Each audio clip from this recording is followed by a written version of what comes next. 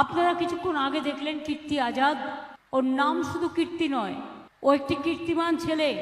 ভারতবর্ষ যখন world champion হয়েছিল, সেই ক্রিকেট টিমে ইন্ডিয়াতে খেলেছিল, ইন্ডিয়ার হয়ে কীর্তি আজাদ। ওর বাবা চিফ মিনিস্টার ছিল বিহারের। তারপর বাবার মৃত্যুর পর কীর্তি আমার বাড়িতে আসতো এবং ভাই ফোঁটা নিতে আসতো। আমার সাথে ওর সম্পর্ক দিদি ভাইয়ের সম্পর্ক, ভাই বোনের সম্পর্ক, যেটা মানুষে মানুষের সম্পর্ক, মনুষ্যত্বের সম্পর্ক। না না, তাই সবসময় ওর হয়ে আমার আশীর্বাদ থাকবে। আর এখানে যিনি দাঁড়িয়েছেন বিজেপির, তার দল মানে মিদনাপুরে টিকিট দেয়নি।